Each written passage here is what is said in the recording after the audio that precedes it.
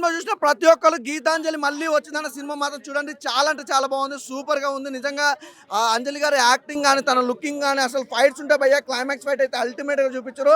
అర్రర్ effect అయితే ఉత్సాహం ఓపించింది భయ్య. ప్రతి ఒక్కరు భయపడతారు, కామెడీ టైమింగ్ ఎంజాయ్ చేస్తారు, పంచ్ డైలాగులు ఎంజాయ్ చేస్తారు, ఎవ్రీథింగ్ చాలా బాగుంది, అసలు మిస్ కావద్దు. అసలు రావు రమేష్ గారి ఆ దయ్యం అర్రర్ ఎఫెక్ట్ అయితే డిఫరెంట్ గా చూపించారు. క్లైమాక్స్ ఫైట్ అయితే చాలా బాగా నచ్చింది భయ్య. ఇంకోటి శ్రీనివాస్ గారి క్యారెక్టర్ అయితే ఇంకా డిఫరెంట్ గా చూపించారు. అంజలి సినిమా కంటే ఇందులో ఇంకా ఇంట్రెస్ట్ గా చూపించారు. ప్రతిదీ ఒకటి బాగుంది. డైరెక్షన్ అయితే అల్టిమేట్ భయ్య. శివ గారు సూపర్ గా చేశారు నిజంగా. డైరెక్షన్ అయితే బాగుంది, చాలా బాగుంది సినిమా అయితే. ప్రతి ఒక్కరు చూడండి, అసలు ఎంజాయ్ చేస్తారు. అంటే అంజలి సినిమా చూసినప్పుడు ఎంత ఎంజాయ్ చేస్తారు, ఎంత సూపర్ డూపర్ హిట్ అయింది. అంజలి మళ్ళీ వచ్చిందన్న సినిమా ఇంకా సూపర్ డూపర్ కంటే డబల్ త్రిబుల్ ఉంటుంది.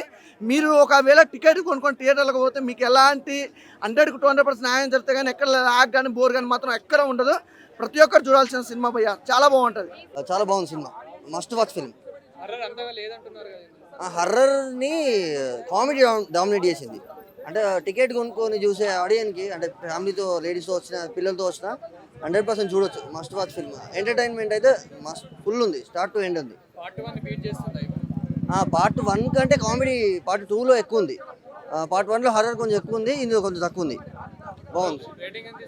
అవుట్ ఆఫ్ 5కి 3.5, 3 వచ్చేచ్చండి. Hit movie, declared hit movie ఈ వీక్లో. శకలక శంకర్ గారిది, సత్యరాజ్ గారి క్యారెక్టర్ ఎండ్ అయిందా ఎండ్ అవ్వలేదా అన్న క్లారిటీ లేదు. అలాగే బొమ్మలో బంధించారు క్లైమాక్స్లో ఆత్మని, బొమ్మలో బంధించారు. బట్ ఈవిడ ఆత్మేమో నక్షత్రాల్లో కలిసిపోయింది. లీడ్ ఉందా లీడ్ లేదా అసలు ఏమనుకున్నాయి ఎండ్ చేశారనే ఒక క్లారిటీ ఇవ్వలేదు. సో చాలా ఇన్కంప్లీట్ సీన్స్ ఉండిపోయాయి క్లైమాక్స్లో. కామెడీ కోసం చూడొచ్చు. కామెడీ కోసం ఖచ్చితంగా లాస్ట్ 15 మినిట్స్ పక్కన పెడితే తరోగా వీళ్ళందరూ కామెడీని, సత్య గారు, సునీల్ గారు, శకలక శంకర్ గారు, ఆఖరికి రవిశంకర్ గారు సీన్స్తో కూడా కామెడీ చేయించారు. సునీల్ గారు వెళ్ళి ఆయన డైరెక్షన్ తీసుకొచ్చే సీన్ ఏదైతే ఉంటుందో థియేటర్లో కంప్లీట్ ఫన్ అనమాట. సో ఇవన్నీ కూడా ఎంజాయ్ చేయొచ్చు. అండ్ అలాగే హర్రర్ కూడా ఉంది. హర్రర్ కూడా మధ్యలో మన అక్కడక్కడ చురుక్కుమనిపించే భయం అలా లైట్గా అన్నీ ఉన్నాయి. అన్నీ బాగున్నాయి. స్క్రీన్ ప్లే, డైరెక్షన్ అన్నీ బాగున్నాయి.